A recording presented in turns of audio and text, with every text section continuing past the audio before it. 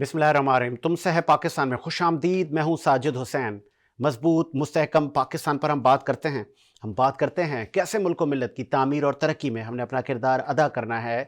वही हुआ जिसका डर था। चेमा गोइयाँ थी और जो इकनॉमिक एक्सपर्ट थे वो कह रहे थे कि ये मसनूई कैप लगा हुआ है, जब कैप हटेगा तो डॉलर 250 भी क्रॉस करेगा और 300 तक भी जा सकता है। लेकिन उस वक्त के वज़ीर ख़जाना जो कि आज भी हैं, वो दावे कर रहे थे कि मैं डॉलर को 200 से भी नीचे ले आऊँगा। फिर उनका जो लबो लहजा था आईएमएफ के लिए वो भी खासा तगड़ा था। अब वो लबो लहजा कैसा होगा, अब फिर आईएमएफ के पास जाना पड़ा और आईएमएफ की भारी शराइत मानी जा रही हैं। तो हम आखिर आईएमएफ से जान कब छुड़ाएंगे और पाकिस्तान का फ्यूचर क्या होगा, आने वाली नस्लों का फ्यूचर क्या होगा। सियासी अनसर्टेनिटी भी उरूज पर है। तो दूसरी जानिब हमने देखा कि पेशावर में भी एक नाखुशगवार वाक़या हुआ। मस्जिद में धमाका किया गया, 28 से ज़्यादा लोग शहीद हुए। दहशतगर्दी भी सर उठा रही है। तो इन तमाम मामलात में इलेक्शन ही वाहिद हल है या कि मज़ीद हुकूमत अभी टाइम लेगी। चेमा गोइयाँ हैं कि आइनी अमेंडमेंट की जाएंगी और इलेक्शन को 2024 तक लेके जाया जाएगा। पीटीआई को तो बाहर कर दिया गया। उनकी अपनी भी ख्वाहिश थी कि हम पार्लियामेंट से इस्तीफे देंगे। ये ऊँट किस करवट बैठेगा, इन तमाम पर बात करेंगे। और कराची का अभी तक मेयर कौन होगा अभी वाज़ेह नहीं है। पीपल्स पार्टी अपने नाम दे रही है, तो जमात इस्लामी अभी तक पुरुम्मीद है। इस पर भी बात करेंगे। स्टूडियो मेरे साथ मौजूद हैं, आप माहिर इकनॉमी हैं। इकनॉमिक पे आपकी बड़ी अच्छी गहरी नज़र रहती है और कई अदवार मुल्क की सियासत के देखे हैं। पूरी दुनिया में आपके बिजनेसेस हैं और पाकिस्तान से जो आपकी हुब्बुल वतनी है वो कोई ढकी छुपी नहीं है। आप सीईओ हैं सेविंग होम के, इकबाल अडवाणी साहब। बहुत शुक्रिया सर आपका, आपने टाइम दिया। उनके साथ मौजूद है सरदार बाबर अब्बासी साहब। आप फर्स्ट डेमोक्रेटिक फ्रंट में रहनुमा हैं। बहुत शुक्रिया सर अब्बासी साहब आपका भी, आपने टाइम दिया। उनके साथ हुकूमती शख्सियत भी मौजूद हैं। आप मखलूद हुकूमत में इत्तेहादी हैं, आपकी ही वफाक में हुकूमत है, सिंध में भी आपकी है, पीपल्स पार्टी से आपका ताल्लुक़ है। नईम आवान साहब, बहुत शुक्रिया नईम आवान साहब, आपने टाइम दिया। नईम, जिसका डर था वही हुआ। आपको हमने कहा था कि ये दावे हैं, ये ब्रेकिंग है, ये आप लोगों ने वो कहते हैं ना खुद साख्ता, ये खड़ी की हुई इकनॉमी, ये धड़ंग तख्ता हो जाएगा और आज हो गया। तो अब कौम आपका गिरेबान पकड़े, अब आप तैयार हैं, गलती तस्लीम कर रहे हैं कि हाँ सर हमने गलती की, खान साहब को आईनी मुद्दा पूरा करने देते, बाद में हम आते। बिस्मिल्लाहिर्रहमानिर्रहीम। बात ये है कि जो हालात हैं इस वक्त, मैं समझता ही हूँ कि इस हालात के अंदर बिल्कुल ऐसा हमने जब ये मुल्क संभाला, टेक ओवर किया, और वो टेक ओवर करना ही था। उसकी वजह ये थी कि हम FATF में जिस तरीके से हम जो है वो FATF से हम बाहर निकल रहे थे और ब्लैक लिस्ट होने जा रहे थे, और साथ ही साथ जो है वो इकोनॉमिकल जो क्राइसिस थे मुल्क के अंदर, जो मुल्क की इकोनॉमी जहाँ लाके इन्होंने खड़ी कर दी थी और मुल्क को ले जाके जहाँ खड़ा कर दिया था। बात ये है कि आज शुक्र अल्लाह ताला का कि हम ग्रे लिस्ट से भी बाहर आ गए और इकोनॉमिकल जो क्राइसिस है ये तो जाते जाते खुद इनका साहब वज़ीर जो दाखिला था खुद वो ये कह के गया कि हम जाते हुए जो है बारूदी सिरंगें जो है वो बिछा के गए। और फाइनेंस मिनिस्टर जो था इनका जहांगीर तरीन साहब, अगर मैं भूल नहीं रहा तो आपके बिल के अंदर होगा कि जनवरी के अंदर 2022 में उन्होंने कहा जी कौम को मुबारक हो, हमारा जो है वो IMF के साथ मायदा हो गया है, लेकिन इसमें कुछ तकलीफ़ें हैं। उसमें बड़ी जो तकलीफ आवाम को बर्दाश्त करनी है। हर जो है वो महीने जो है वो 12 रुपये पेट्रोल बढ़ेगा। और अगर से ज़्यादा वुज़रा हैं आप लोगों के, कई मुशीरान हैं, अवाम सहे, अवाम को बोझ उठाना है, अवाम ही तमाम चीज़ें बर्दाश्त करे। आप अपनी क्यों नहीं एक्सपेंडिचर्स कम करते? पहले मैं जहांगीर तरीन साहब की वो बयानी है जो कौम ने सुना और उन्होंने बाकायदा मुबारकबाद दी और ये कहा कि 12 रुपये जो है वो हर महीने पेट्रोल बढ़ेगा। अगर आप जनवरी 2022 से और अब कैलकुलेशन करें तो इनकी जो बेसिकली कैलकुलेशन थी वो 300 से ऊपर की थी पेट्रोल की, और इनका फोकस भी ये था कि 350 325 रुपये पेट्रोल लेके चले जाएं। बाकी रहा इस वक्त जो हमारे पास जो हमारे जो वजीर हैं, जो मुशीर हैं, जो एडवाइजर्स हैं, बात ये है कि मैं अगर माजी की हुकूमत की बात करूं बानिस्बत नहीं माजी की नहीं, मैं आपको एक आपको ट्वीट याद दिलवाऊं। 3 रुपए बढ़े थे पेट्रोल पर, पीटीआई हुकूमत ने बढ़ाए थे। तो उस आज के जो वजीर आजम है, 1 साल पहले शहबाज शरीफ कह रहे थे ये 3 रुपए कौम पर खुद कुछ धमाका कर दिया पीटीआई की हुकूमत ने, और आज सब खामोश। आज पेट्रोल कहां है? आप लोग आज तो कहें ना कि हमने भी खुद कुछ धमाका किया है और कौम से माफी मांगे कि हम भी शर्मिंदा हैं कि हम आपको रिलीफ नहीं दे सके। देखिए सच में हम लोगों को साथ साथ हकायक भी बता रहे हैं कि हकायक क्या है, और अभी मौजूदा जो कौम ये सूरत सुनना ही नहीं चाह रही। हम कहाँ इस वक्त कौम खड़े ये हैं। सुनना चाह रही है आपकी हकीकत। कौम कह रही है कि भाई हमें आटा सस्ता दो, अशिया खुर्दनोश सस्ती दो, हमारे लिए ये सिक्योरिटी का बंदोबस्त करो, धमाके ना करवाओ, अपनी पॉलिसी बेहतर करो। वो आप दे ही नहीं रहे। सर बात ये कि कोई भी काम जो है वो आप ये समझें कि 7-8 महीने के अंदर वो पूरे हो सकता है। ये 3.5 साल का बिगाड़ है। इस 3.5 साल के बिगाड़ को ठीक करने में थोड़ा वक्त लगेगा, लेकिन ये वो मायदे हैं जिसका तलसलसल अभी तक बरकरार है। जो आज जो है वो कौम जो इस वक्त जो है वो जो हालात फेस कर रही है, अब ये कहें कि ये सारे हालात जो है वो मौजूदा हुकूमत ने जो है वो क्रिएट किए हैं, या मौजूदा हुकूमत ने जानबूझ के, देखिए ना, हम तो आई है महंगाई खत्म करने के लिए था, हमारा तो फोकस महंगाई खत्म करना ही है। लेकिन ये जो पुराने मायदे जो स्टेट बैंक ऑफ पाकिस्तान जो है वो आईएमएफ के पास गिरवी रखवाना, फिर जो है बारूदी सुरंगी हम बिछा के चले गए हैं, तो ये क्या चीजें थी सारी? ये वही है जो इन्होंने किया था और आज उसको हम फेस कर रहे हैं। लेकिन बात ये है कि आस्ते आस्ते जो है वो चीजें अपनी जगह पर आएंगी। अभी मैं आता हूं आपके पास। इकबाल अडवाणी साहब, मुत्तफिक हैं आज की हुकूमती स्टेटमेंट, जिस तरह नईम अवान साहब भी कह रहे हैं कि वो पिछले वाले जो बारूदी सुरंगें बिछा के गए, हम तो वो बेहतर करने में लगे हुए हैं। इनकी परफॉर्मेंस से आप ठीक हैं? आपने कहा था कि ये डॉलर मजीद बढ़ेगा और वही हुआ जो आपने कहा था। तो ये क्या हुकूमत को पता नहीं था? अवाम को लॉलीपॉप दिया जा रहा था तब? देखें, बात यह है कि पहले मैं भाईजान की करेक्शन कर दूं कि जहांगीर तरीन नहीं थे, इनके फाइनेंस मिनिस्टर शौकत तरीन साहब थे। सही है। अब रहा सवाल कि ये जो महंगाई ख़त्म करने आए थे, या मतलब बहुत यानी मुल्क के लिए कुछ अच्छा करने आए बिलावल साहब ने कहा था वेलकम टू पुराना पाकिस्तान। हाँ, पुराना पाकिस्तान, वो जो भी इन लोगों ने कहा है। लेकिन मैं ये बता रहा हूँ कि इनकी सोच अगर ऐसी होती कि हम मुल्क के लिए बहुत कुछ कर जाएं, तो वो चीज़ नज़र आनी चाहिए किसी भी ऐसे वक्त, जो जैसे से वक्त गुजरा। तकरीबन 1 साल होने को है, कोई छोटा टाइम नहीं है। अब कितना टाइम चाहिए आपको? तो अब अगर आप देखें तो इतना टाइम शुरू से, मुझे जो जहां तक मेरा एक अंदाजा है, एक्चुअली ये अपने केस खत्म करने के लिए आए थे कि इस बहाने हमारे केस खत्म कर लें, बाकी बाद में देखा जाएगा। जो भी हालात थे मुल्क के, जब इन्होंने तहरीक अदम एतमाद पेश की तो उस वक्त यही हालात थे ना। तो इनको पेश नहीं करनी थी तहरीक अदम एतमाद के बारूदी सुरंगें हैं कि नहीं है, IMF से क्या मुआहिदा हुआ है, सब इनके सामने था। फिर भी ये आए तो अपना केस खत्म करने आए। लेकिन अभी इनका ये काम तो हो गया जो ये करने आए थे। अब इसके बाद देखें परफॉर्मेंस से हवाले से, आप देखें तो क्या परफॉर्मेंस है, मेरी तो समझ में नहीं आ रहा कितना। तो अब इनका जो फाइनेंस मिनिस्टर जो पहले था, वो जो काम कर रहा था, तो और ये भी आपने कहा था ये इसाक डार और ये फिर एक दूसरे के खिलाफ मिफ्ता इस्माइल ये शिकवे शिकावा वो शुरू हो गए। वही, वो तो मैंने कहा था ना कि एक ने बंदे ने किया, अब उसके ऊपर पूरा मलबा डाल दिया जाएगा और उसको बली का बकरा बनाएगा, इसकी वजह से हुआ। लेकिन इसके बाद इनके पास ये जब इसाक डार साहब आए, अब जो किया है, तो ये कुछ नहीं कर पाए। अब सबसे बड़ी प्रॉब्लम पता है क्या हुई है? जैसा भी हाल थे मिफ्ता में, जो भी प्रॉब्लम आ रहे थे उसको वो फेस कर रहा था, चल रहा था। अब ये जो 4 महीने इन्होंने जो लिए ना, उस 4 महीनों में इन्होंने जो डॉलर को यानी मार्केट से रोक के रखा, अपने हाथों में कंट्रोल किया, ये एक आर्टिफिशियल कंट्रोल था। और ये तजर्बा कभी दुनिया में कामयाब नहीं हुआ। ये जो इन्होंने किया था, ये एक ही आदमी थे जो कह रहे थे ये सक्सेस हो जाएगा। बाकी दुनिया में ऐसा कोई इकोनॉमिस्ट नहीं है जो ये कहे कि ये सक्सेसफुल फार्मूला है।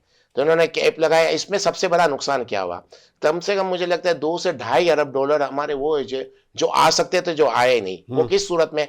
एक्सपोर्ट की सूरत में। लोगों ने वहां पैसे जिन लोगों ने एक्सपोर्ट की, उन्होंने अपने ज्यादातर अमाउंट जो इनको 10-20% जो भी होता है, उन्होंने रोक लिया, वहां पर आने नहीं दिया।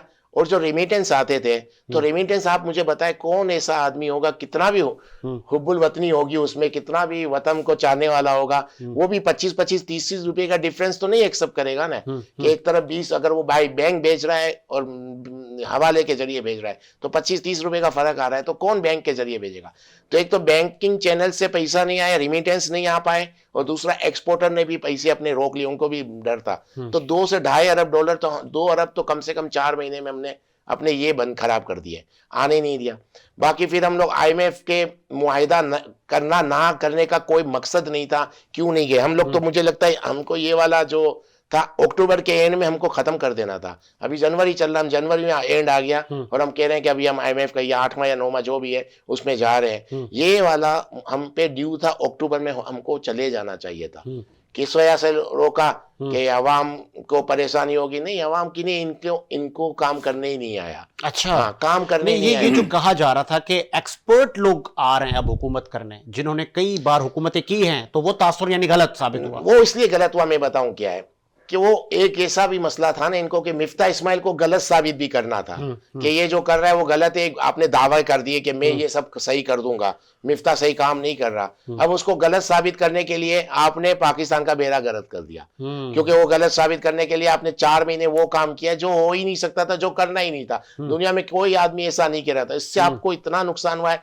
कि आज पाकिस्तान जिस हाल में है, मुझे लगता है इससे खराब यानी पाकिस्तान की पोजीशन पता नहीं पहले माजी में नहीं थी, कभी भी नहीं थी। और अभी क्या होगा, अभी और एक प्रॉब्लम, अगर आज की तारीख में अगर IMF से मुआहिदा हो जाता है, ठीक है, तब भी पाकिस्तान के हालात सही नहीं हो पाएंगे, क्योंकि अब हम इस डगर पे पहुंच गए हैं। देखें कि मायूसी फैलाने वाली बात नहीं है, एक सच्चाई है। क्योंकि आपके पास अगर इस वक्त भी अगर IMF से मुआहिदा हो जाता है और आपके जो जिन लोगों से आपके कमिटमेंट में UAE, सऊदी अरब, चाइना जो भी, तो 4 से 5 अरब डॉलर आएंगे, वो तो आपके ऐसे ही चले जाएंगे। यानी कि एयरलाइन की जो पेमेंटें करनी है आपको, ठीक ठाक पेमेंट है, फिर आपकी जो LC'यां खोलनी है, जो हमारे पोर्ट पे जो कंटेनर पड़े हुए हैं उनको छुड़वाना, ये हो, तो मुझे लगता है 1 महीने के अंदर आपके पास कुछ भी नहीं होगा। अगर आज 5 अरब डॉलर आ भी जाते हैं IMF के मुआहिदा होने के बाद, जो ये ख्वाब है, ये ख्वाब भी अच्छा पूरा हो जाता है, इसके बाद भी आप प्रॉब्लम में रहेंगे कि वो कहाँ, कुछ भी नहीं बचेगा इसके बाद भी। तो पाकिस्तान के आज की तारीख में बस ये बात हो सकती है कि आप कहीं यूं ना समझे लोग के मायूसी फैला रहे हैं, लेकिन एक सच्चाई है, मैं आपको बता रहा हूं, यही होगा जो मैं कह रहा हूं। चले, मैं आपसे इसका हल भी पूछता हूं। अब्बासी साहब, बीइंग अ सीनियर पॉलिटिशियन, कई अदवार आपने सियासत के देखे, सब सही जा रहा है? मेरे ख्याल में बिस्मिल्लाहिर्रहमानिर्रहीम, देखें जी, बात यह है कि जिस तरह आपने कहा कि अगर मुल्क खान साहब के पास भी होता तो शायद इससे भी बदतर होता। मसला ये है कि मैं आपको बताऊं कि जिस तरह हुकूमत इन्होंने ली, ये भी बात सही है कि ये वक्त नहीं था हुकूमत लेने का भी। एक इन्होंने पाकिस्तान बचाने की नीयत से लिया है या केस ख़त्म नहीं करने की नीयत में लिया, ये अल्लाह ही जानता है कि इनकी किस नीयत पे लिया। मैं समझता हूँ, देखिए, हमें सही बात पे आना चाहिए। जैसा मेरे भाई ने कहा कि मायूसी, हमें मायूस नहीं है, हम इंशाल्लाह मायूस नहीं होंगे। आप वाली बात को मैं सेकंड कहता हूँ कि सबसे पहले वज़रा, वज़ीर अपने खर्चे, अपने अखराजात कम करें। अगर इस मुल्क को हमने आगे लेके चलना और सही मायनों में सियासत करनी है, अगर इसी तरह किसी को कोई पटे बांध के टांग में लेटा रहेगा, कोई कहीं छुपा रहेगा, कोई कहीं छुपा रहेगा, कसूरवार तो सारे मुल्क के, कोई एक नहीं है, कोई खान आसमान से उतर के नहीं आया, सबसे ज़्यादा खान ने नुकसान मुल्क को पहुंचा दिया इस वक्त। और मैं समझता हूँ जो हुकूमत है वो तो हमें पहले ही पता था कि शहबाज शरीफ ने क्या करना है, और वो किस तरह से रोज़ के झूठ जो है ना वो सारे सामने आ गए हमारे, जिस तरह अवाम को इन्होंने दलदल में फंसाया। अब भी हमारे पास वक्त है, मैं समझता हूँ कि ये वक्त है कि एजेंसियाँ हैं, कोर्ट्स हैं, सियासतदान हैं, तमाम लोगों को एक जगह बैठना चाहिए इस मुल्क के लिए। ग्रैंड डायलॉग की दावत शहबाज शरीफ साहब ने दी थी, लेकिन कोई आने को तैयार ही नहीं है। देखिए मेरी जो सियासी नहीं, मफादात देखिए मेरे आ ख्याल जाते में हैं, अगर कोई नहीं आएगा तो मैं समझता हूँ मुल्क में फिर वही आएंगे जिनको आना है। अच्छा। फिर सब खुद ही आ जाएंगे, क्योंकि हालात उसी तरफ जा रहे हैं। देखें माशाल्लाह हम सब देखते हैं इस चीज को। अगर वो आ गए, हाँ, अगर वो आ गए, हाँ, तो क्या बेहतरी होगी? मैं समझता हूँ बेहतरी, फिर क्या बेहतरी होती है जब फॉरेन इन्वेस्टर्स हमारे पास कोई नहीं आएगा, कोई हमारे पास इन्वेस्ट नहीं करेगा, क्या बेहतरी आएगी? लेकिन कम से कम ये लोग जो हैं, मेरे ख्याल में जो बड़े सियासतदान हैं, जो बड़े पॉलिटिशियन हैं, जो हर वक्त दावे करते हैं अपने पास हुकूमतें बनाने की, इनको ये सोचें कि इनकी सियासत कहाँ जा रही है। मैं समझता हूँ इन सब की सियासत ख़त्म हो रही है। मुल्क को मुहिब वतन लोगों की ज़रूरत है, आजिज़ लोगों की ज़रूरत है, कम खर्च लोगों की ज़रूरत है। ये लश्कर लेके, ये जो आप अच्छी बातें कर रहे हैं, मैं समझता हूँ पाकिस्तान के अंदर पाए जाते हैं सर, लेकिन अफसोस ये है कि उन लोगों के सामने कहा था ना कि मैं साइकिल पे जाऊंगा। साइकिल सबसे पहले देखें, आज अगर इस मुल्क का इलेक्शन सस्ता किया जाएगा, एक आम आदमी को इलेक्शन लड़ने दिया जाएगा, तो मैं समझता हूँ कि सब चीजें पाकिस्तान में वापस आ जाएंगी। कौन देगा सर? सर वोट इसलिए नहीं दे सकते कि ज़ाहिर बात है करोड़ों रुपए के इख्तियार वोट नहीं चला सकते। हो जाते हैं, बल्दियाती इलेक्शन के रिजल्ट 4-4 दिन बाद आते हैं। देखें बात यह है कि हमें ढूंढना पड़ेगा और हमें कोशिश करनी पड़ेगी। हमें ना मैं इस वक्त क्रिटिसाइज कोई फौज के इदारों को कर सकता हूँ, ना मैं किसी मसलन जो है ना सुप्रीम कोर्ट को कर सकता हूँ, लेकिन ना इस सियासती, क्योंकि सियासतदानों का बिगाड़ा हुआ बहुत कुछ है। जब इनको अपनी कुर्सी चाहिए होती है तो सबके पास जाते हैं। सफर शुरू हुआ था शहबाज गिल फिर सवाती आए, फिर सर- फवाद चौधरी आए, अभी शेख रशीद की लाल हवेली सील। सर तो ये भी इस सब बात वही पे हो रहा है। एक बात आपकी, सबसे बड़ी बीमारी अगर है तो वो शेख रशीद है। अच्छा। इस तरह के लोगों को इस सियासत से निकलना पड़ेगा, चाहे नून का है चाहे पीपल पार्टी सर में। वो कह रहे हैं ठीक 16 है। बार मैंने सर वो मिनिस्ट्रियां मेरे ख्याल में की हैं। कभी पिछली दफा कह रहे थे 7 दफा बनाऊं, अब 16 अच्छा। दफा चलेगा, अगली दफा 32 पे जाएगा। किस बंदे की बात लेकिन कर हर रहे हैं? हुकूमत में वो मैं आपको वही कह पता रहा है हूँ, इतनी बड़ी इन्हीं मिनिस्ट्रियां आप लोगों उनको दे देते ने, हैं। देखिए सर, इन्हीं लोगों ने, हमने जब उनको जाके राजी करना होता है ना, तो इस तरह के लोग जो है ना वो भागते हुए जाते हैं कि सर आज खान साहब को कहीं से ऑर्डर मिल जाएगा ना, तो उनकी ये टांग पे जो वो लगाया हुआ उन्होंने प्लास्टर भी उतर जाएगा अच्छा। और सब कुछ दुरुस्त हो जाएगा, लेकिन होगा कुछ भी नहीं। इसलिए कि इन जब ये कुर्सी पे आते हैं, देखिए इंतकामी कार्रवाइयाँ किसी को भी नहीं करनी चाहिए, ना पीपल पार्टी को, ना नून लीग को, ना तहरीक इंसाफ को। हमारे यहाँ कोर्ट्स मौजूद हैं। एक वजीर आजम इमरान खान ने 3.5 साल जाया किए, चोर चोर चोर के पीछे पूरी कूम को लगाया और खुद भी लगा रहा। समझ वली क्या खान किया? बाचा खान 21st सेंचुरी, कल एक बहुत बड़ा इवेंट हुआ जी। इन बड़े पॉलिटिशियन की याद में। जी। वहाँ पे बड़े बड़े अकाबरीन ने अपने तज्जिए दिए। वहाँ पे हामिद मीर ने कहा कि आप लोगों से महंगाई तो कम नहीं होगी, लेकिन 124 ये तो खत्म कर दें। आज आप इन पे अप्लाई कर रहे हैं, कल वो आप पे करेंगे। बेसही मतलब ये बेहिसी नहीं है सर। मैं कहता हूँ कि सच कहने वाले सियासतदान बहुत कम हैं, और मैं समझता हूँ कि मुश्किल हो गई इस मुल्क में कि इसमें शायद आप भी उस चीज़ पे ले आए हैं, क्योंकि मीडिया से लेके, तमाम लोगों से लेके, सियासतदानों से लेके खुश करने के लिए जब वो खुश हो जाते हैं ना, तो वो मुल्क भूल जाते हैं। मैं समझता हूँ पाकिस्तान में तो हम सब हैं, मीडिया भी है, अदालतें भी हैं, फौज भी है, तो सर, सियासतदान हुक्मरान भी जब हैं। आप जैसे सियासतदान जब ऐवान में आते हैं तो सबसे पहले वो मीडिया पे ही कदगन लगाते बस मैं कहता हूँ, देखें, अगर मीडिया अच्छा काम कर रहा है, अगर मेरी कोई गलत चीज़ मीडिया दिखा रहा है, तो मुझे उस पर नाराज़गी का इजहार नहीं करना चाहिए, बल्कि मुझे ऐसे काम ही नहीं करना चाहिए कि आप वो काम दिखाएं। मुझे अगर अवाम की खिदमत के लिए आया हूँ तो अवाम की खिदमत करनी चाहिए। मैं समझता हूँ पाकिस्तान के साथ जो जुल्म हो रहा है ना, ये सियासतदान देख लेना, आप इधर ही हैं इंशाल्लाह। मैं 1 साल बाद अभी आपके प्रोग्राम में आया हूँ, 1 साल पहले आया था कश्मीर डे पे। तो मैं समझता हूँ कि वक्त दूर नहीं है, वक्त बहुत नज़दीक आ चुका है, क्योंकि पाकिस्तान की जो इन्होंने हालत कर दी है ना, तो मैं समझता हूँ कि कभी कभी अल्लाह ताला की तरफ से भी फिर कोई ऐसी चीज़ नाजल हो जाती है, और ये वो पाकिस्तान है इस वक्त, ये पाकिस्तान अवाम मांग रहा है। आपने कहा कोई लेकिन चीज ऐसी नाजिल हो जाती है, मुझे आज भी याद है उस वक्त ये डायलॉग खान साहब के लिए कहा करते थे कि आ गया जिसकी जरूरत थी। लेकिन सर हमने उस वक्त भी नहीं कहा। देखिए मैं आपको एक बात बताऊं, खान साहब की नेचर को मैं बहुत, जब वो नहीं थे तब, जो इंसान अगर कहता है कि मुझसे बड़ा पाकिस्तान में कोई नहीं है, ना मुझसे कोई आगे है ना मुझसे पीछे है, तो फिर वो इंसान कामयाब नहीं होता है। वो उन लोगों के लिए कामयाब होगा। इंसान कामयाब वही होता है जो कहता है कि मुझसे और भी बहुत है। चले नईम अमान साहब, 124 ए तक आप खत्म नहीं कर पा रहे, फवाद चौधरी पे आप लोगों ने लगा दिया, यही आप लोगों पर भी अप्लाई होता था, तो ये आप क्यों नहीं खत्म कर रहे? आप हर किसी पर गद्दारी, जो पार्लियामेंट, आज पार्लियामेंट आपकी है तो आप भी गुलामी, ऊपर से ऑर्डर आ रहे हैं। नहीं, ऐसा नहीं है साजिद भाई। तो फिर पार्लियामेंट आजाद, पार्लियामेंट मुकद्दस, पार्लियामेंट कानून साजी करती है, पार्लियामेंट आम आदमी को हक देती है जीने का, उसके लिए भलाई करती है, उसके लिए कानून साजी करती है, तो आप क्या कर रहे हैं? आप लोग भी बैठे हुए हैं। देखिए बात यह है कि साजिद भाई, जिन मुल्कों में और आखिर में ऐड और करूं मैं, पीटीआई मैंडेट तो है ना उनका, आपने उनको भी किक ऑफ करा दिया। चलो जी, साड़ी मर्जी चलेगी। जिनको मैंडेट कह रहे हैं, मेरी समझता है उनको उसको मैंडेट था, एक हवा का झोंका था, सुनामी आएगा सबको भागे ले जाएगा। फिर देखा कौम ने लोटों से पानी भरा और एक बड़ा सुनामी मुल्क के अंदर आया। बात ये कि जहाँ सियासी इस्तेकाम नहीं होता ना, वो माशी इस्तेकाम आता नहीं है। इस मुल्क को ना 3.5-4 साल आप नाकामी तस्लीम करें, आप सियासी इस्तेकाम नहीं ले पाए। नहीं, मैं आपको बता देता हूं, साहब तक को बिठा नहीं पाए अपने साथ, वो आज तक कह रहा है आप लोग चोर हो, नहीं बैठूंगा। सर मैं तो आपको, अगर मैं 2018 से पहले ले जाऊं और 2018 और 3.5 साल का तजुर्बा आपको इस मुल्क को बता दूं। देखिए 3.5 साल इस मुल्क को इलेक्टेड नुमाइंदों ने नहीं चलाया। इस मुल्क को जिन लोगों ने चलाया वो लोग थे जो बैरून मुल्क के अंदर से इंपोर्ट किए थे। इंपोर्ट करके जिन लोगों को बुलाया था, उनका क्या लेना देना इकोनॉमी के साथ? आज उनका क्या लेना देना लोगों के मसाइल के साथ? वो तो इंपोर्ट, आज आपने क्या किया 1 साल में? परफॉर्मेंस अगर मैं आपसे पूछूं तो आप जीरो, कुछ भी नहीं बता पाएंगे। हम डैम श्योर बताएं, आपने 1 साल में क्या किया? कौन से ऐसे तीर मारे आप लोगों ने? आम आदमी बड़ा खुशहाल है, नौकरियां भी आप लोगों ने दे दी, आपने चीजें भी सस्ती कर दी। आज लोग तो भाई बड़ा खुश हो रहे हैं। जो 20,000 कमा रहा है वो भी कह रहा है भाई यही हुकूमत चलती रहे।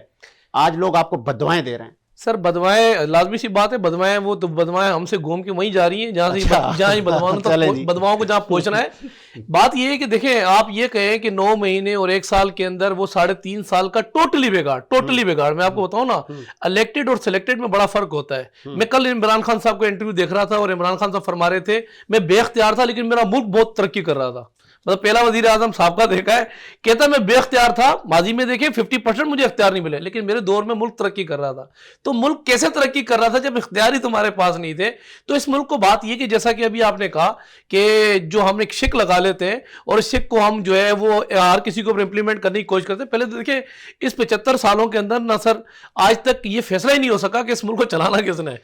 आज बात ये जब अगर ये आइन पर फैसला हो बात जाए आती ना, है तो पीपल्स पार्टी कहते हैं हम बानियान हैं कॉन्स्टिट्यूशन के, तो फिर आप कॉन्स्टिट्यूशन के बानियान है, हुकूमत आपकी है, आप करें अमेंडमेंट, आप हटाएं ऐसे काले कानूनों को। आप ये सहरा पहने ना, बिल्कुल। रजा रब्बानी लेकर आए थे इसको सेनेट में, जब कौमी असेंबली ले गए तो वो बिल गायब। देखिए उसके लिए आपके पास दो दिहाई अक्सरियत होनी चाहिए और आपके साथ साथ तमाम जमातें जो है मुश्तरका एक प्लेटफॉर्म के ऊपर मौजूद होनी चाहिए। जिस नेट कवानीन के खिलाफ हमने आवाज बुलंद कराई थी, वो कैसे जल्दी जल्दी खत्म किया आप सर लोगों मैं ने? वही बता रहा हूँ, वो तो केसेस वो थे जो वो केसेस थे जिनका ना सर था ना पाँव था। इस मुल्क आइन ये कहता मैंने आप पे इल्जाम लगाना है साजिद में चोरी की है तो साबित मैंने करना है। इस मुल्क का कानून ये कहता आप नहीं अपने आप को क्लियर करेंगे। ये 3.5 साल के अंदर ये कैसेट थी, एक टेप रिकॉर्डर था जो दे दिया था हाथ में, वो बजना है, सुबह में छोड़ूंगा नहीं, दोपहर को बजना है, मैं आऊंगा टीवी उतारूंगा। ये जो कैसेट थी ना टेप, ये टेप रिकॉर्डर बंद हुआ और बंद होकर आखिरकार अपने मुंह से एक्सेप्ट कर गया कि मेरे पास बंद इख्तियार हुआ नहीं थे। नहीं, आप लोगों ने बंद कर दिया। सर हम लोगों ने बंद नहीं किया, जिन लोगों ने उसको बंद किया है आज बात ये है कि वो भी समझ रहा सारी कल चीजों को। आपने नहीं रोना फिर कि हम पर पकड़ धकड़ हो रही है, ये तो हुकूमतें तो आनी जानी है सर। बात ये कि पाकिस्तान पीपल्स पार्टी तो इन चीज़ों से जो है वो नहीं डरती है, लेकिन अगर बात ये करें कि अभी मौजूदा सूरत हाल की, तो मौजूदा सूरत हाल ठीक है, अभी ठीक नहीं है, लेकिन ठीक करने के लिए थोड़ा वक्त चाहिए होगा और वक्त अपनी जगह आ रहा है। अभी आपने कहा जी आपसे अगर पूछे साल में आपने क्या दे दिया, जैसा कि अभी मैं पेट्रोल की भी मैं आपसे बात कर रहा था, ये मुझे बताएं कि 4.5 महीने के अंदर पेट्रोल अपनी जगह ब्रेक था। अगर यही पेट्रोल झम मारता रहता 25 रुपए 20 रुपए 30 रुपए, तो फिर मुझे बताएं हम कहां खड़े होते। आज अगर पेट्रोल जो है वो 35 रुपए झम मार के अपनी जगह वो पहुंचा है, और पहुंचना था उसकी वजह ये थी जो खैर ख्वाह सारा दिन बैठ के इस मुल्क की इकोनॉमी बताते रहते हैं। मैं सारे देख रहा था इनके वजीरों की भी एक वीडियो सोशल मीडिया के ऊपर कि इमरान खान बता रहा था कि दुनिया के अंदर पेट्रोल बढ़ जाता है, रशिया में इतने का है, सऊदी अरब में इतने का है, क्या करें, पेट्रोल बढ़ाना पड़ रहा है। तो बात यह कि देखिए हमने तो अभी भी इनको दावत दी थी कि आप आए बिसाके जमहूरियत के बाद, हम मिलके जो है वो बिसाके मेशत पे काम कर लेते हैं। हम छोड़ो इस बातों को, मैं आपको नहीं छोड़ता, मुझे नहीं छोड़ो, इन चीजों से आवाम का पेट नहीं भरता है। हमने अगर आगे चलना है तो हमने बहुत पहले ही ऑफर की थी कि नेशनल असेंबली के फ्लोर के ऊपर कि इमरान खान साहब आपको जिस मकसद के लिए लेकर आए वो हमें पता है, गूगल से ना दुनिया के सारे रास्ते मिल जाते हैं, वो 350 डैम नहीं मिलेंगे आपको, करोड़ नौकरियां, 50 लाख मकान नहीं मिलेंगे, ये सब बातें आपको जिस मकसद के लेकर आए, अगर इस चक्कर में आप पड़ गए ना तो फिर बात यह है कि इस मुल्क का दिवालिया ऐसा निकलेगा। अब 2018 से पहले की बात करें, क्या मुल्क ये बताएं कि ऐसे हालात में था जैसे आज पेशावर के अंदर जो है वो 31 लोग शहीद हो गए, क्या गिलगित बल्तिस्तान के अंदर ये हालात थे, एक बलूचिस्तान के अंदर क्या ये हालात थे जो इनको 2018 में दिया था, 47 रुपए की चीनी दी थी, आपका 72 रुपए लीटर इनको पेट्रोल दिया था, 116 रुपए का इनको डॉलर दिया था। तो क्या इतनी महंगाई होती है मुल्क के अंदर? यही तो होता है मैं तुझे छोड़ूंगा नहीं, आप छोड़ोगे नहीं, पकड़ के रखो, और आपने पकड़ के रखा। 28-23 महीने आपने खुर्शीद शाह को जेल में रखा, 25 महीने जो है वो आपने आगा सराज दुरानी को रखा, कई महीने आसिफ जरदारी को रखा, कई महीने जो है वो अदी फरियाल तालपुर रखा, फिर निकाला क्या आपने? आप बताएं ना, इस कौम आपसे जवाब ले रही है क्या? वजीर आजम को इस मकसद के लिए जो है वो वोट दिया जाता है कि मैं छोड़ूंगा नहीं? भाई मुल्क की तरक्की के लिए आपको सबको मिलकर चलना पड़ता है। कौम इस चीज पे भी बिलीव नहीं कर रही कि ये जितने लोग जेलों में हम सुन रहे थे, अरबों रुपए की करप्शन में जेलों में गए थे, और ये सादिक और अमीन अलहाज और हाजी के सर्टिफिकेट लेके हम पर मुसल्लत कैसे हो गए? कौम तो ये भी पूछ रही है कि हाउ इट पॉसिबल।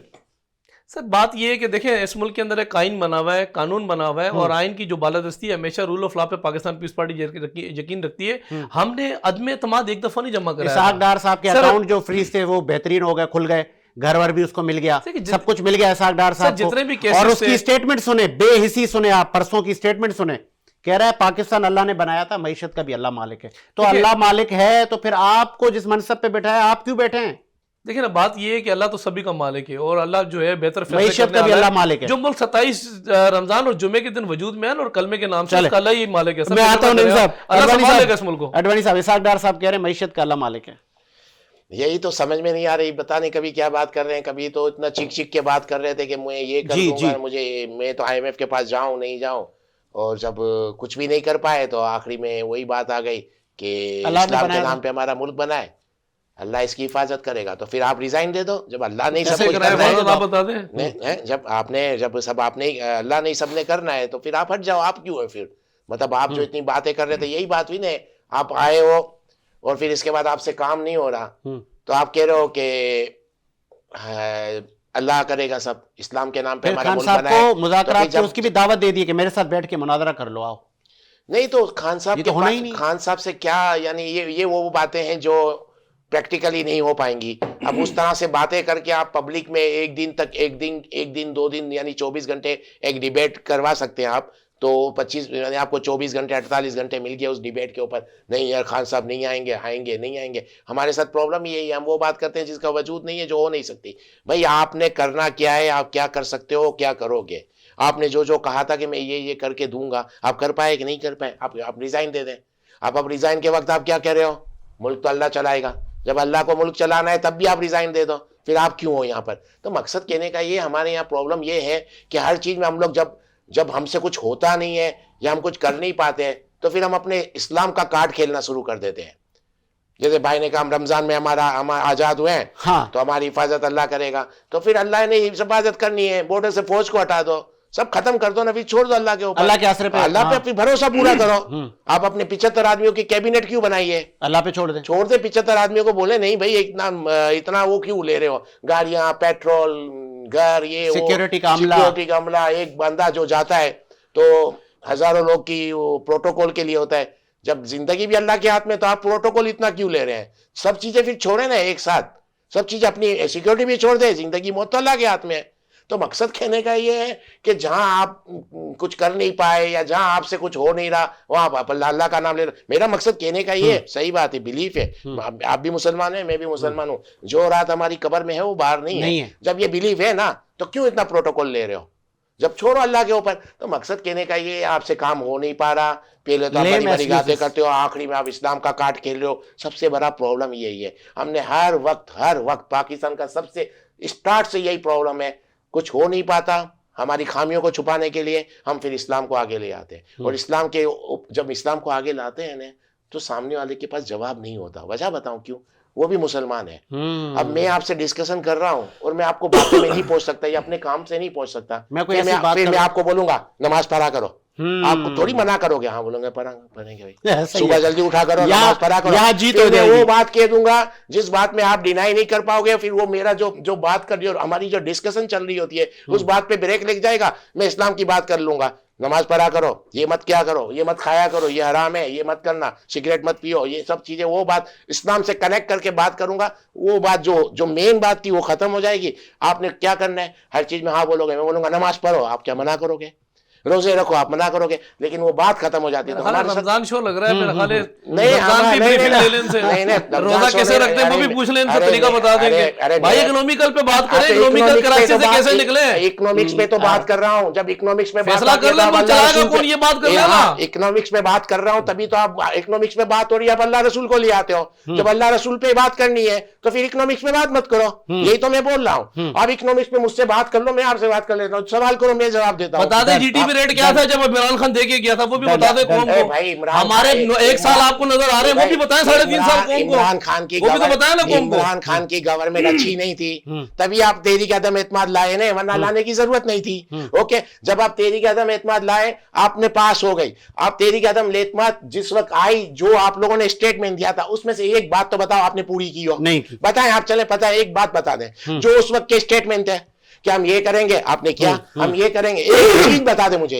एक चीज बता दे, मैं पूछ रहा हूं, मैं आता हूं के अंदर। चले जी, एक चीज बता दे। ये बता दें कि माशाल्लाह से लग रहा है कि तरीके इंसाफ को प्रॉपर तरीके से जो है वो हर तरीके से सपोर्ट करने की कोशिश करें।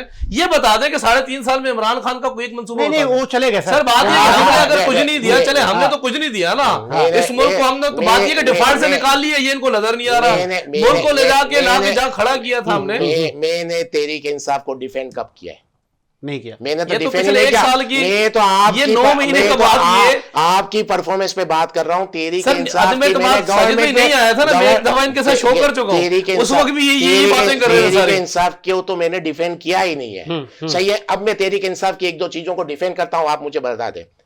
आप लोगों ने, पंजाब असेंबली टूट गई, इलेक्शन अनाउंस क्यों नहीं कर रहे? चले बताइए। आपको अब आपको आप लगता है ना बताएं। पब्लिक चले। में इतने मकबूल हो, अब अभी तक क्यों मुनाजरा announce नहीं यही किया? शुरू। चले, मैं ये नहीं कह रहा कि नेशनल असेंबली के इलेक्शन आप नेशनल असेंबली के इलेक्शन जल्दी करवा दो, चलो आइन के हिसाब से आप अक्टूबर तक है रहे। पंजाब असेंबली तो आइन के हिसाब से 90 दिन में इलेक्शन करने हैं और फौरन आप लोगों को अनाउंसमेंट करनी है तारीख, अभी तक क्यों नहीं की? चले, क्यों नहीं बताएं कर रहे? सर, इस बताएं, मुल्क के बताएं, अंदर बताएं। रात को अगर बात ये कि ऑर्डर निकले और सुबह इलेक्शन हो जाए तो 90 दिन अभी बहुत सारा वक्त पड़ा हुआ है। चले। अभी इस वक्त जो मैं- इकोनॉमिकल क्राइसिस मैं आ रहा हूं, नईम साहब, आप बाबर अब्बासी का खड़ा टेक है, मैं आपके पास आता हूं सर। बांग्लादेश जिसका टके को हम कहते थे, जा ये टका है, किसी काम का नहीं है, 40 अरब के उनके पास रिजर्व्स हैं, और बदकिस्मती के साथ इस वक्त पाकिस्तान के 4 अरब रिजर्व रह गए। तो अब आप बताएं कि ये हुकूमत कहाँ लेकर जा रही है अभी तक? लेकिन इलेक्शन की भी, जैसे अडवाणी साहब ने कहा, कोई डेट वेट नहीं है। देखिए, मैं समझता हूँ जिस तरह से अभी दोनों भाइयों की बहस थी ना, तो ये एक मेरे हिसाब में कोई वो बात नहीं है। हमें जो मुद्दा है उस पर बंदे को आना चाहिए। देखिए, मेरा एक सवाल ये है कि 2013 से आगे जब नवाज शरीफ की हुकूमत चल रही थी, अच्छी भली चल रही थी, क्यों तोड़ी गई? क्यों फर्द वाहिदी आपको नजर आया था जिसमें वो आई थी, जो कौन सी लीग आई थी जिसमें बेटे से तनख्वाह ली या नहीं ली? क्या फर्द वाहिदी आना, मेरा कोई नून लीग से कोई ताल्लुक नहीं है, लेकिन मेरा एक सवाल है कि क्या फिर वही फर्द वाहिद था कि एक तोड़ के मुल्क को जिन्हें सत्यानाश निकालनी है, उसके लिए इमरान खान भी कंधा देने के लिए तैयार थे? आज जिस तरह इन्होंने कंधा दिया है, मतलब सब ने मिलके, ये मुल्क को बर्बाद करने के लिए सियासतदान खुद रहते हैं। फिर ये बाद में जब कहते हैं कि जी हमारे साथ ज्यादती हो गई, देखिए हमें इन चीजों से हर हाल में बाहर आना है। और अब एंड पर हैं हम, एंड अब पे, हमने आ एंड जाना पे है बाहर। देखिए, एंड पे मैं समझता हूँ कि इमरान खान एक अच्छे खिलाड़ी थे, अच्छे खिलाड़ी हैं, अच्छे सियासतदान नहीं हैं, बिल्कुल नहीं है। मुझे कोई आदमी साबित कर दे कि इमरान खान के अंदर सियासतदान जो होता है उसमें लचक होती है। सर उस फिर जिसको आप सुन- खिलाड़ी कह रहे हैं, सर, तो उस सुन पर तो कौम ले। को मुसल्लत सुन क्यों तो- किया? सर, 3.5 मैं पौने वही 4 कह रहा साल? हूँ ना, मैं वही कह रहा हूँ कि इसी तरह यही चीजें जब मैं उस वक्त कंधा देने के लिए इमरान खान साहब भाग के पहुंच गए थे, अब ये आ गए थे कंधा लेने के लिए। अच्छा, जिस तरह भी आए, जो भी हुआ, जी, सानू बना दो, ਅਸੀਂ आ गए ਅਸੀਂ आ गए हैं जी, तुझे उन साढ़े हवाले कर दियो, ਅਸੀਂ देख ले। वो देख लें कि बात यही है कि जब तक इस मुल्क से ये चीजें खत्म नहीं होंगी, देखिए सियासी लोगों का काम है कि एक टेबल पे बैठे, सियासी बातचीत करें, बातचीत के साथ मुल्क आएगा। इस वक्त मुल्क को कौमी हुकूमत की जरूरत है, जिसमें ये टंग, मैं समझता हूँ जिस तरह मेरे भाई ने कही कि असेंबली क्यों तोड़ी। मैं एक सवाल पूछता हूँ, इनसे ही पूछता हूँ, वो एक आदमी कौन होता है कि वो कहता है कि मैं अभी 32 सीटों से इलेक्शन लड़ूंगा? वो कौन है? क्या हो तुम कि तुम इस कौम का पैसा जाया करते हो? पहले तुमने 6 सीटों में जो पैसा जाया किया, तुमसे कोई पूछने वाला है हिसाब कि उसको भी हिसाब दो तुम कि क्यों ऐसा कर रहे हो तुम? ये क्या किससे बात- सवाल आप अडवाणी साहब से कर रहे हैं? मतलब मेरा तरीके हिसाब से इनसे भी है। इन्होंने कहा कि असेंबलियां, मैं- अब अगर असेंबलियां 90 दिन अभी बहुत दूर पड़े हैं, मैं समझता हूं अगर इन सियासतदानों की रवैश रहनी चाहिए तो नहीं इलेक्शन होनी चाहिए। कोई ऐसा सेटअप होना चाहिए जो किसी सियासी से पार्टी ताल्लुक ही नहीं रखे। मैं समझता हूं वफाकी हुकूमत को भी जाना चाहिए। ऐसे लोग हैं सामने जो इस मुल्क को कम से कम 3-4 साल आगे लेके चलें, जिसमें ये रोज दिन आए दिन जो है ना सुबह सियासी उठें। इस्तेकाम नहीं आने देखिए, दिया सुन जा ले, रहा ना। मेरी सियासी वही बात इस्तेकाम है। नहीं आएगा, आज माशी अगर इस्तेकाम मैं नहीं आ सकता। मेरा मसलन एक मेरा पिछले दिनों में एक मेट्रो टीवी पे एक ताजिर से एक सवाल था, मेरे साथ बैठे थे। मैंने उनसे कहा कि आप मुझे एक बात बताएं कि रोजाना आपकी दुकान के आगे एहतजाज होगा, डेली एहतजाज होगा, तो आप क्या करेंगे? बोला हमारा लॉस होगा। मैंने कहा एक बात, आप ये बड़ी गहरी बात आपको बता रहा हूँ, आप भी इसको नोट रखेंगे। एक मुल्क में अगर हुकूमत चलती है ना, एक उसकी वफाकी या सूबाई हुकूमतें होती है, कुछ वो रोज कहती है कि आज हम तोड़ फोड़ के रख देंगे, आज हम स्ट्राइक करके रख देंगे, तो बेरीन दुनिया भी आप पे नजर रख के बैठी हुई है, ताजिर भी आप पे नजर रख, फिर आपका मुल्क कौन से तरक्की करेगा? फिर मुल्क में कोई तो थोड़ी सी मुल्क को जो है ना वो चीज को उससे निकलने दो बाहर। खान साहब ने असेंबलियों से बाहर बैठ के भी वही काम किया जो उन्होंने हुकूमत में रह के करना था, मुल्क को तबाह करना था, वहाँ बैठ के भी उन्होंने तबाह किया। ये तो इनका तो मैं खैर नाम ही लेता हूँ क्योंकि इनके ऊपर एक दब्बा लगा हुआ है, कोई डाकू है, कोई चोर है, ये दब्बा लगा हुआ है। लेकिन मेरा खान साहब से एक सवाल और है, पीटीआई के हमायतियों से भी और पीटीआई लोगों से, कि आप दो आदमी नवाज शरीफ और सारस जरदारी मुल्क के बहुत बड़े डाकू हैं, चोर हैं, मान लेते हैं। एक डाकू वो था जिसको आपने कहा था कि पंजाब का सबसे बड़ा सर्टिफाइड डाकू है, परवेज इलाही। उसको आपने किस हिसाब, आप कहाँ से आनस हुए फिर आप एक डाकू के हवाले पंजाब कर रहे हैं? जब पंजाब कर रहे हैं, देखें ऐसी बातें जो है उनको नहीं करना चाहिए। हमें एक इस वक्त जो कौम को इस चीज़ की कौम को मजीद मायूस ना करें, बल्कि कौम को उस तरफ ले आएँ, लोगों को बताएं कि हमें कोई ना कोई रास्ता निकालना है, इस पाकिस्तान को बचाना है। ये पाकिस्तान हमारा है, पाकिस्तान बचा है तो आपकी सियासत भी है, वरना पाकिस्तान नहीं है तो आपकी सियासत भी नहीं है। खान साहब ने कश्मीर भी दिया, उसके आज कश्मीर के ऊपर कोई बात नहीं हो रही है। मैं समझता हूँ बहुत गलतियां हुई हैं, सबसे हुई हैं। आज भी वक्त है, खान साहब अपना ये टांग को सही करें, टांग उनकी ठीक है। आज अगर कहीं से ऑर्डर आएगा तो सुबह आप देखना बैसाखियां खत्म हुई, खान साहब इस्लामाबाद पहुंचे होंगे, आप उनकी टोर देखना फिर। अच्छा। तो ये सारी चीजें छोड़ें, आए गोली मारे शहबाज शरीफ को, शहबाज शरीफ नहीं अच्छा है, गोली मारे नवाज शरीफ को, छोड़ दें आंसू जरदारी को, सबको छोड़े यार, मुल्क के लिए बैठ जाए। चोर डाकू कोर्ट ने फैसला करना है, इमरान खान ने तो नहीं करना है सर, या किसी और ने तो नहीं करना, मैं और आप तो नहीं कर सकते ना। वो तो कोर्ट से जब कोई डिसीजन आएगा, सुप्रीम कोर्ट से मैं ऑर्डर हुकूमत आएगा से तब पूछ लेता हूँ सर, फिर आपके पास आता हूँ जी। फाइनली अब आप क्या करने जा रहे हैं सर? इंशाल्लाह ताला कोशिश हमारी पूरी है कि IMF के साथ और एशियन बैंक के, वर्ल्ड बैंक के मुख्तलिफ जो है वो आ गए पैसे, ममालिक के, अगर आ गए, हाँ जो ख्वाब हम इंशाल्लाह देख की लेते रात हैं, से अगर आ उम्मीद गए है। उसके बाद क्या होगा सर उसके बाद जो हमारा फोकस है, और जो मैं समझता हूँ 2013 के अंदर हमने CPEC जो तोहफा दिया था, जो इन्होंने लाके जीरो पे खड़ा कर दिया, CPEC वो मैं आपको बताऊँ मंसूबा था जो 2023 के अंदर मुल्क के अंदर जो बिजनेस टाइकून्स हैं वो ये खुद ये राय देते थे, और मुख्तलिफ जो है वो जिस तरीके से पूरी दुनिया ये सराह रही थी कि CPEC अगर इसी स्पीड से दौड़ता रहा, चलता रहा, तो 2023 में इस मुल्क का तमाम कर्जा CPEC उतार देगा इंशाल्लाह। 90s में आपकी हुकूमत थी, बेनज़ीर साहिबा उसको चेयर कर रही थी, 96 में भी आपकी हुकूमत थी। तो मैं बड़ी रिसर्च कर रहा था आपके उस दौर को, फिर उस टाइम पे जो लोग वो कहते हैं ना अक्लमंद थे या जो सियासत में लगाव रखते थे, मैंने कहा वो तब क्या था? उन्होंने कहा कि तब इतना अच्छे मामला थे कि बड़े जब त्यौहार आते थे, ईद, शबरात, रमज़ान, हुकूमत की तरफ से राशन पैकेजेस हुआ करते थे जो कि यूटिलिटी स्टोर पे भी नहीं जाते थे, दरवाजे पे दे के जाया करते थे हुकूमत की तरफ से। वो पाकिस्तान और आज का पाकिस्तान।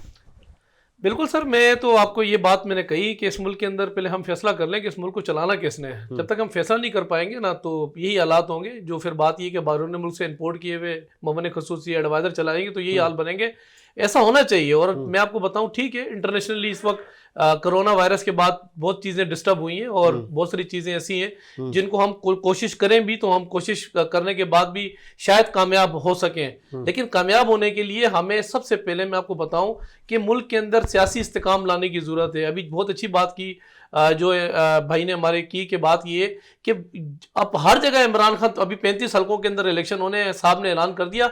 मैं समझता कि इमरान खान जो है वो दुश्मन है आपका, नवाज शरीफ का दुश्मन है, जो है वो बिलावल भुट्टो साहब का, जरदारी साहब का, ये दुश्मन इस कौम का है। मतलब ये से कोई पूछे, अरमानी साहब भी बैठे हुए, इनसे पूछे एक हल्के के अंदर एक इलेक्शन लेने पर कितना खर्च आता है? सर करोड़ों रुपए वसाइल लगते हैं, खर्च लगते हैं। किसका लगता है? आपकी मेरी कौम का लगता है। बात यह कि दुश्मन इस कौम का है। अब आप 35 हल्कों से लड़ेगा, जीतेगा एक हल्के से, तो 34 हल्कों पे जो करोड़ रुपए आवाम का पैसा लगेगा, जो अरबों रुपए खर्च आएगा, वो किसका खर्च होगा? मेरा और आपका खर्च होगा। ये शख्स जो है वो इस मुल्क के अंदर जो है वो सियासी इस्तेकाम आने ही नहीं दे रहा है। इस सियासी इस्तेकाम नहीं आएगा, आप मुझसे लिखवा ले सर, यही हालात बने रहेंगे। ये मुल्क के अंदर जो है वो जो हालात ये बनाने की कोशिश कर रहा है, सुबह शाम इनको श्रीलंका नजर आता है, श्रीलंका बनने वाला है। खान साहब कह रहे हैं कि मुझे मरवाने की साजिश ही साबिक सदर आसिफ अली जरदारी ने की है, मेरे पीछे दहशतगर्द तंजीमों को लगाया है। सर पहले तो ये पहले अमेरिका पे इल्जाम लगा, फिर उसके बाद वो घूमता फिरता हुआ जो है वो जनरल बाजवा पे इल्जाम चला गया, फिर घूमता फिरता हुआ वो चला गया आपके पंजाब का जो है वजीर आला के ऊपर, उसके बाद जरदारी साहब पे इल्जाम आ गए। असल में इमरान खान साहब के हाथ में तस्वीर और मुंह पे होता है झूठ। इसको खुद नहीं समझ आती है इस मुल्क के अंदर इसने बोलना क्या। 18 महीने का बच्चा चलता है, दौड़ता है सर, 18 महीने तक तो ये गोद से उतरने के लिए तैयार ही नहीं था। तो बात ये कि आखिरकार तो उठाकर उन्होंने फेंकना ही था ना। 3.5 साल बड़ा टाइम होता है सर। इन 3.5 सालों के अंदर कोई इनसे पूछे, कोई रोटों का जाल, कोई एक मंसूबा बताए इस मुल्क के अंदर, जो है वो कोई यूनिवर्सिटी का नाम बताएं, इस मुल्क के अंदर कोई बड़े अस्पताल का नाम बताएं, कुछ भी नहीं है।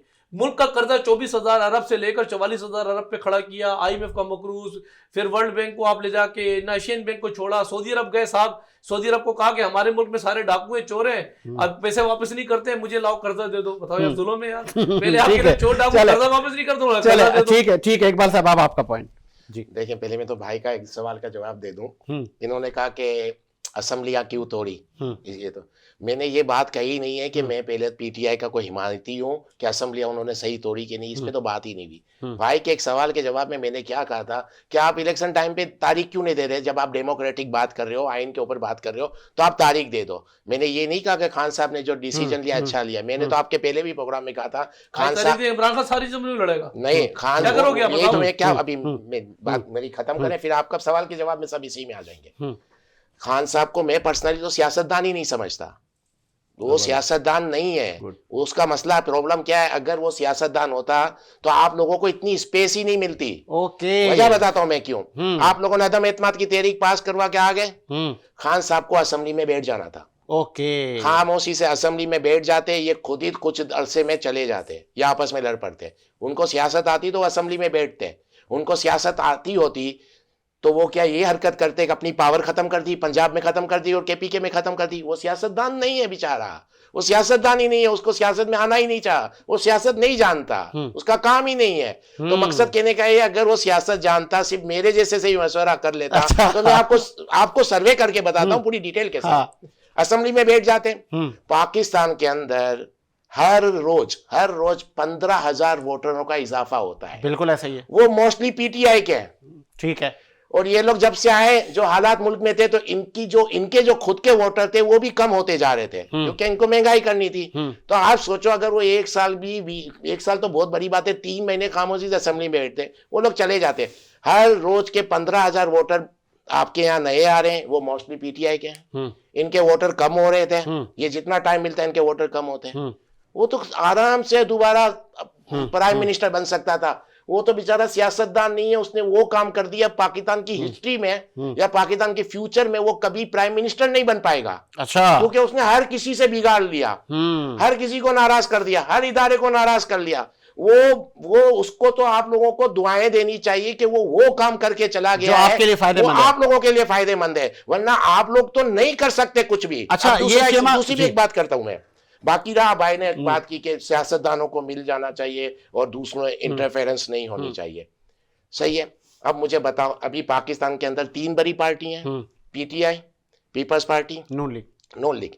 इनके खुद के अंदर डेमोक्रेसी है, इनके यहाँ इलेक्शन होते हैं। ये तो जो एक है हेड, वो अपने किसी भी वारिस को बना देता है। इमरान खान डेमोक्रेटिक है, अब डिक्टेटरशिप इनमें है कोई? कभी मरियम नवाज आ जाएगी, कुछ अरसे बाद बिलावल भुट्टो साहब आ जाएंगे। तो इतने अरसे से जो आपके साथ सियासत कर रहे हैं, जो इतने अरसे से सियासतदान है, पता नहीं कितना कितना वक्त दे दिया, कितनी कितनी बार जेलें काटी, दादा पोता बेटा है, ओके, उनकी कोई औकात नहीं है ना, इसका मतलब। तो यानी कि जिन पार्टियों में डेमोक्रेटिक पार्टी नहीं है, जिनमें डेमोक्रेटिक कल्चर ही नहीं है, तो फिर हम उनसे गिला क्यों करते हैं? जो आ जाते हैं उनको कहते हैं कि डेमोक्रेसी खत्म हो गई, तो जमहूरियत तो आप में भी नहीं है। अगर वो आ जाते हैं तो तब भी बात तो वही है ना, डेमोक्रेसी तो दोनों सूरतों में नहीं है। तो फिर उनसे गिला किस चीज की है? जब तक मैं डेमोक्रेटिक नहीं हूं, मुझे दूसरों से शिकायत क्या है? वो भी तो बाय फोर्स, जिससे वो है ना यार कि माइट इज राइट वाली बात है ना, तो दोनों तरफ यही है। आप अपनी पार्टी में डेमोक्रेसी ला रहे हैं नहीं, तो फिर आपको क्या हक है कि आप डेमोक्रेसी की बात करें? तो मकसद कहने का ये है कि भाई पूरा हर जगह प्रॉब्लम यही है, डेमोक्रेसी कहीं भी नहीं है। आगे आपको अब्बासी साहब, अब आपका पॉइंट। मैं आपको एक बात बताऊं, मेरे ख्याल में मैं एक छोटी सी बात बताऊं कि पहली बात है कि अगर पाकिस्तान में मेरे ख्याल में जब से सियासतदान आए या सियासत बनी है, तो कोई ऐसा जमहूरी लीडर अभी तक आया नहीं है, एक मोहतरमा के अलावा। जुल्फकार भुट्टो, मोहतरमा की बात कर रहा हूँ। जुल्फकार भुट्टो साहब से आगे जो चीज़ चली है, जब से ये नवाज शरीफ और मोहतरमा से आगे चीज़ चली है, मैं उस खातून को सलाम पेश करता हूँ कि वो वाकई लीडर थी। अरे तो यार अपना अब्बासी साहब, उसको सियासत करने कहाँ दी गई? मैं वही कह, उसी पे उसको भी तो फतवे लगते थे। मैं उसी पे आ रहा हूँ, देखें एक सिस्टम था। एक सिस्टम ये था कि अब देखें बात जिस तरह भाई ने की, मेरे ख्याल में इन्होंने की एफके के जो पैराशूट के जरिए यहाँ लोग उतरते, जीतेंगे आप, लेकिन आप बैठे रहेंगे घर पे, पैराशूट पे कोई और उतरेगा, काम किसी और ने करना है। ये मुश्किल मरहला था जब मोहतरमा बेनज़ीर भुट्टो की हुकूमत थी। मैं मानता हूँ, अप्रिशिएट भी करता हूँ लोगों को कि उन्होंने हल्के की सियासत की, लोगों को पावर दी मोहतरमा ने, लेकिन उसको चलने नहीं दिया गया। पहली लीडर पाकिस्तान की थी जिसको किसी ने कंधा नहीं दिया था। किसने नहीं चलने दिया बेनज़ीर साहब? बस जिसने नहीं चलने दिया वो आपको ही पता है, मुझे ही पता है, तो आप बताएं ना, मुझे तो नहीं पता कहना। लेकिन अब यही सियासतदान थे ना, यही सियासतदान थे कि जो अच्छा लीडर जब आता था तो ये उसके खिलाफ जाके जब खड़े हो जाते थे, मैं आपका साथ दे दूंगा, मैं आपका साथ दे दूंगा। जब तक हम किसी अच्छे लीडर को सही तरह से उसको काम नहीं करने देंगे तो इस मुल्क की यही हालत होगी। मैंने सवाल किया कि क्या कर रहा था नवाज शरीफ, काम कर रहा था ना अपना, अच्छी भली हुकूमत चल रही थी ना, वो भी चाहता तो इमरान खान की तरह अड्डरमी कर सकता था कि असम्बलियाँ ख़त्म, लेकिन वो छोड़ के चला गया ना। बाकी मुल्क चला, किस तरह नहीं चला, चला गया या भेजा गया, बस वो जो भी था वो भेजा गया, चला गया, जो भी होता ही है। कभी कोर्ट के थ्रू चला जाता है, कभी कोई आके पकड़ के ले जाता है। तो ये खत्म हो जाए, खत्म करें ना। जब तक देखें, मैं आपको एक बात बताऊं, बड़ी तल्ख हकीकत है, सख्ती ये है कि जब तक सियासतदान खुद एक जगह नहीं आएंगे तो वो कभी भी नहीं जाएंगे पीछे। जब तक सियासतदान एस्टेब्लिशमेंट का कंधा इस्तेमाल करेंगे, जब तक ये मसले देखें, सियासत का एस्टेब्लिशमेंट भी जरूरी है, लेकिन एस्टेब्लिशमेंट का एक लिमिट है, एक हद है।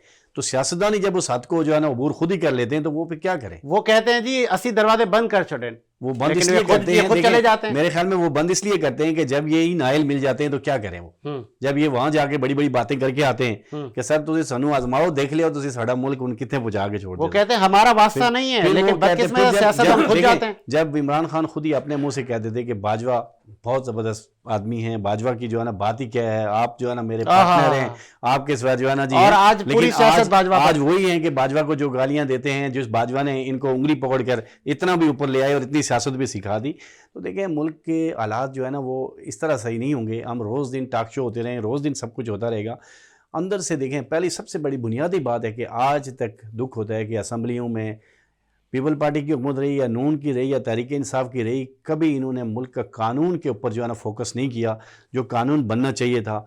इनके कानून यही बनते थे कि इसकी करप्शन कैसे बच जाए, इसका करप्शन कैसे, किसी गरीब आदमी के लिए कानून पास नहीं हुआ कि यहाँ इस मुल्क में ऐसा कानून पास करेंगे कि जितनी भी महंगाई होगी आटा महंगा नहीं होने देंगे हम चीनी महंगी नहीं होगी जो गरीब की खुराक है, हम ऐसा कानून पास कर देते हैं कि हम अपने पे बर्दाश्त कर लेंगे, लेकिन पेट्रोल आवाम को रिलीफ मिले। एक मोटरसाइकिल में जाने वाला बच्चा जो रोज़ सुबह निकल के जाता है वो अब किस तरह से अफोर्ड करेगा, लेकिन वो 500 रुपये की दिहाड़ी लगाता है, उसमें से किस तरह वो कमाएगा, क्या खाएगा।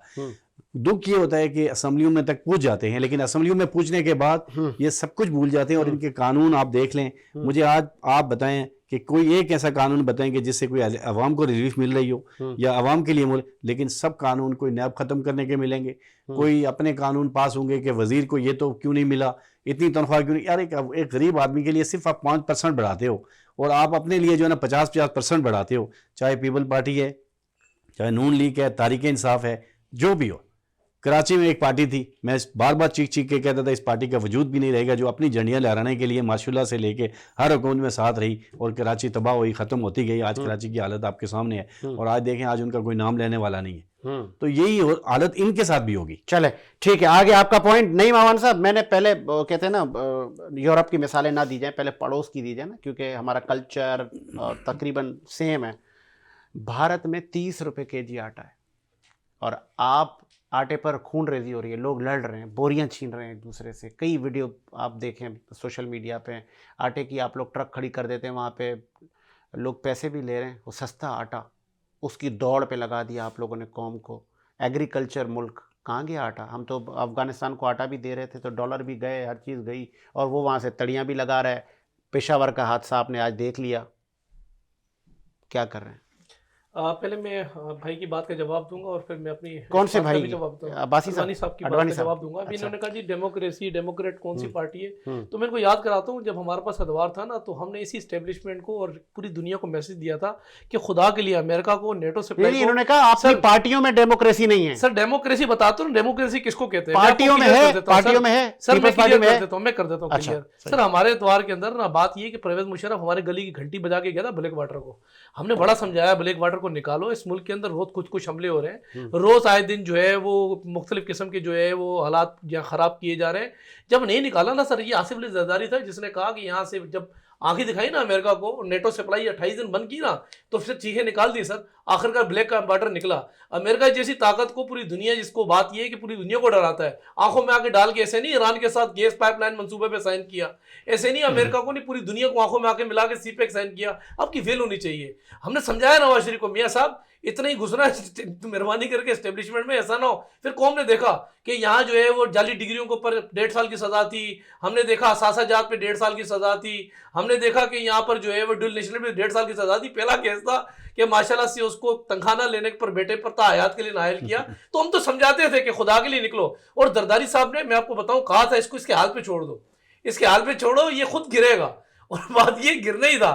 लेकिन मैं आपसे अर्ज ये कर रहा हूँ, मुल्क जाके जहाँ खड़ा कर दिया था, कश्मीर चला गया, स्टेट बैंक ऑफ पाकिस्तान चला गया, आपकी मैशत दिवालिया जाके खड़ा कर दिया, आप जो है मुल्क जो है वो दिवालिया हो रहा था। तो फिर क्या होना था? दूसरी बात ये देखें, बात ये कि इस वक्त पाकिस्तान के अंदर मैं आपको बताऊं, जो सैलाब आया ना, सैलाब में दो जो आपके सूबे है ना, वो 90% तकरीबन अफेक्टेड हुए हैं। और हम इस पे कर रहे थे कि 2 सूबे अफेक्टेड नहीं थे, पंजाब नहीं था, आपका केपीके नहीं था, और पंजाब ने हमें कहा था कि हम बड़े सूबे, बड़े भाइयों वाला काम करेंगे, गंदम की शॉर्टेज नहीं होने देंगे पूरे मुल्क के अंदर। सैलाब सिंध के अंदर आया, हम साथ खड़े में, बलूचिस्तान में आया, हम साथ खड़े। फिर कौम ने देखा जो काम किया ना सर, ये कौम माफ नहीं करेगी। आपके और हमारे सियासी इख्तलाफ हो सकते हैं, इस कौम ने क्या बिगाड़ा था? फिर जिस तरीके से इन्होंने आटे की शार्टेज की, गंदम की शार्टेज की, और आपने देखा कि पिछली दफा अभी 1 साल पहले हजारों टन यहाँ से अफगानिस्तान के अंदर गंदम यहाँ से भेज दी, ये कह के कि चलो यार हमारे पास एक्स्ट्रा गंदम पड़ी है, जुल्म की इंतहा है। तो यहाँ यही है ना। बहुत खूबसूरत बात की। लास्ट में एक मासूमाना सवाल इकबाल अडवाणी साहब आपसे, बीइंग इकोनॉमिक एक्सपर्ट, शौकत तरीन, इसाक डार, मिफ्ता इस्माइल, आपकी नज़र में कौन अच्छा वजीर खजाना? आपका सवाल का जवाब देने से पहले मैं भाईजान ने एक बात की कि मेरे ने जो सवाल किया था डेमोक्रेटिक, जो पार्टी के अंदर डेमोक्रेसी नहीं है, तो भाई वो जवाब देते देते वो जवाब नहीं दिया, उन्होंने कुछ और ही बात कर दी। शायद आपकी समझ में आया हो या ऑडियंस को समझ में आया हो। मेरा सवाल का जवाब इन्होंने नहीं दिया जिससे इन्होंने स्टार्ट लिया था, सही, और शायद आपको समझ में आया। अब रहा सवाल आपका शौकत तरीन, देखिए बात ये नहीं है, पाकिस्तान में प्रॉब्लम पता है क्या है कि जितने भी फाइनेंस मिनिस्टर हमारे यहाँ आए हैं कोई इकोनॉमिस्ट नहीं है। ओके। तो जब तक आपके यहाँ इकोनॉमिस्ट फाइनेंस मिनिस्टर नहीं बनेंगे तो वो उस तरह से काम नहीं कर पाएंगे। अब वही बात आ जाती है कि हर पार्टी के अंदर इतनी डिक्टेटरशिप है कि ये अगर काबिलियत भी इनमें है तो ये अपनी मर्जी से वो काम भी नहीं कर पाते। यानी देखा जाए तो आपने मिफ्ता इस्माइल ने पेट्रोल पे कुछ कम किया था, कुछ 10, 15, 20 रुपए बढ़ाए थे शायद, तो मरियम नवाज का एक ट्वीट आ गया कि एक्सेप्टेबल नहीं है, सही है, और आज वही इसाक डार 50-50 रुपए बढ़ा रहा है, तो उसके ऊपर कोई ट्वीट नहीं आ रही, कोई बोल नहीं रहा।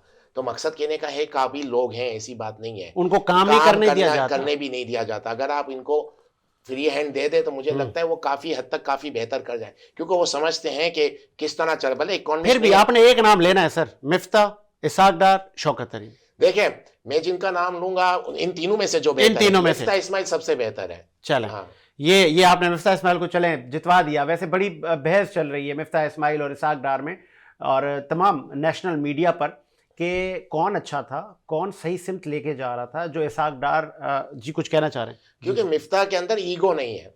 अच्छा, और मैं उस हिसाब से मैं बेहतर कह रहा हूँ कि ईगो नहीं है, जो भी पॉलिसी दे रहा था उसको करने नहीं दिया। अगर करने देते तो मुझे लगता है काफी हद तक हम आज काफी अच्छी पोजीशन में होते। अगर उनको कंटिन्यू करते अभी तक तो मुझे लगता है हम लोग इस प्रॉब्लम में नहीं आते। चलें जी, इसी उम्मीद के साथ कि मेरा मुल्क शादो आबाद रहे, मुझे साजिद हुसैन को इजाजत दीजिए। मुलाकात होगी नए प्रोग्राम के साथ। अल्लाह हाफिज।